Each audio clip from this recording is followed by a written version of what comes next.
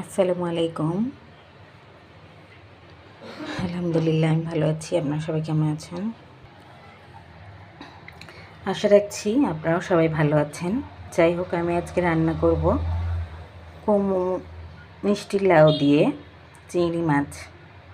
এই যে পাতিলটা দেখছেন কালো হয়ে গেছে, মনে হবে যে কত নোংরা পাতিলে রান্না করছি। আসলে তা না, এই পাতিলটা অনেক পুরাতন। এই পাতিলটা আমার দাদি ইউজ করতো, তাও আজ থেকে 10-12 বছর আগে উনি মারা গেছেন। ওনার ব্যবহৃত পাতিলটা আমি এখনও ব্যবহার করি। তার কিছু পুরাতন স্মৃতিগুলো আমার চোখের সামনে ভাসে। মানুষের জীবনটাই দেখেন, মানুষ নাই পৃথিবীর বুকে, কিন্তু তার একটা স্মৃতি পৃথিবীতে রয়ে গেছে, যেটা আমরা প্রজন্ম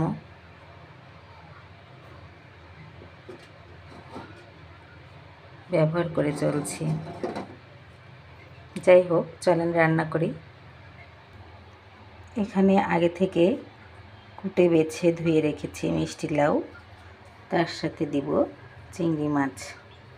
আজকে এই চিংড়ি মাছ মিষ্টি লাউ দিয়ে রান্না করব। এখানে আগে থেকে পেঁয়াজ কুচি করে রেখেছি, কিছু কাঁচামরিচ রেখেছি। এই যে চুলা জ্বালালাম, এখন আমরা রান্না করব। প্রথমে সরিষার তেল ইউজ করলাম, তারপর দিলাম কেটে রাখা পেঁয়াজ।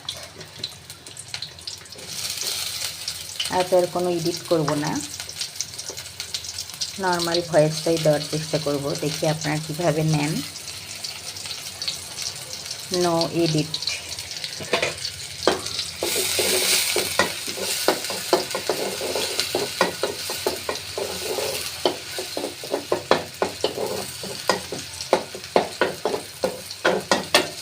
এটা রান্না হচ্ছে। এখানে রেখেছি তেজপাতা, ছোটো এলাচ, দারুচিনি। এখানে পেঁয়াজ নাড়তে হবে যাতে পুড়ে না যায়। এর মধ্যে দারচিনি, ছোটো এলাচ, তেজপাতা এগুলো দিলাম। এখন এগুলো নাড়তে থাকবো পেঁয়াজ লাল হওয়া পর্যন্ত। এই নাড়কিটাও কিন্তু আমার দাদির হাতের ব্যবহার করা, অনেকগুলো স্মৃতি রয়ে গেছে তার।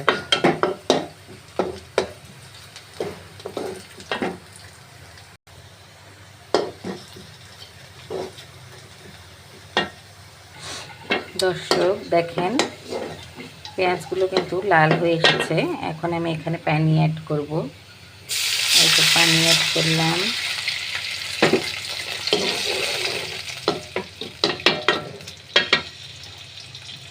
তারপর এখানে একে একে সব মশলাগুলো অ্যাড করব।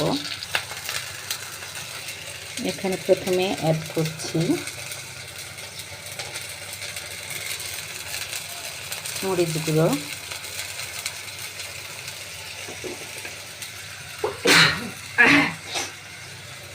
খুব ঝাঁঝালো মরিচ।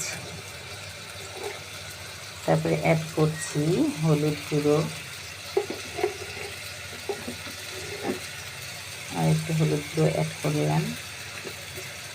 তারপরে অ্যাড করছি ধনিয়া গুঁড়ো।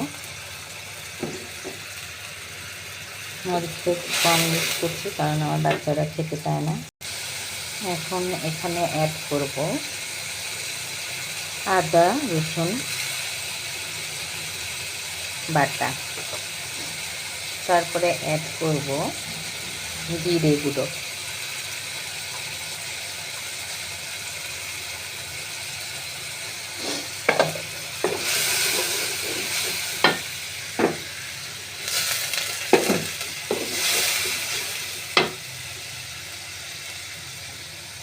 তারপরে এখানে অ্যাড করব লবণ। আমি তো দেখেন লবণ ইউজ করছি, লবণ স্বাদ মতো দেবেন, টেস্ট করে দেখবেন, কারণ বেশি হলে ঝামেলা, কমানো যাবে না। কম হলে পরে আরেকটু লবণ ইউজ করা যাবে। এই তো আমার রান্না হচ্ছে। আজকে রান্নাটা অনেক লোভনীয় হবে। আমার বাচ্চারা চিংড়ি মাছ অনেক পছন্দ করে। প্রতিদিন অনেক কষ্ট করে রান্না করি, আপনাদের ভিউ কমেন্টসের জন্য। দয়া করে কমেন্টস করবেন, ভিউ করবেন, লাইক দেবেন, শেয়ার করবেন, কারণ আপনাদের ছাড়া আমরা সামনে এগোতে পারবো না। আপনাদের নিয়েই সামনে এগোতে চাই। আর সুন্দর সুন্দর ভিডিও আপলোড করে শেয়ার করতে চাই, যাতে আপনারা দেখতে পান বা সেইভাবে রান্না করতে পারেন। এখন এখানে অ্যাড করব চিংড়ি মাছ। চিংড়ি মাছ অ্যাড করলাম।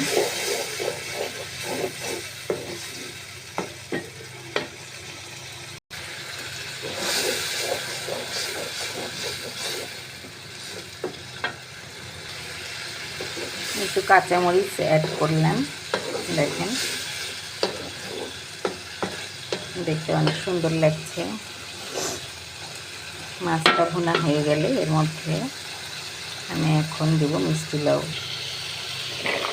দেখেন, মিষ্টি লাউগুলো অ্যাড করে দিলাম।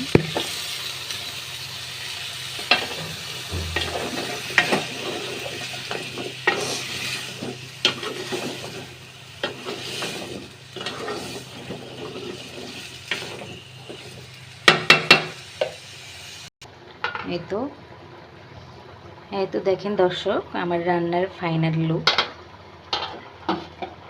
চিংড়ি মাছ দিয়ে মিষ্টি লাউ রান্না হয়ে গেছে। যাই হোক, সবাই ভালো থাকবেন, দোয়ায় রাখবেন। শুভ দুপুর, ধন্যবাদ।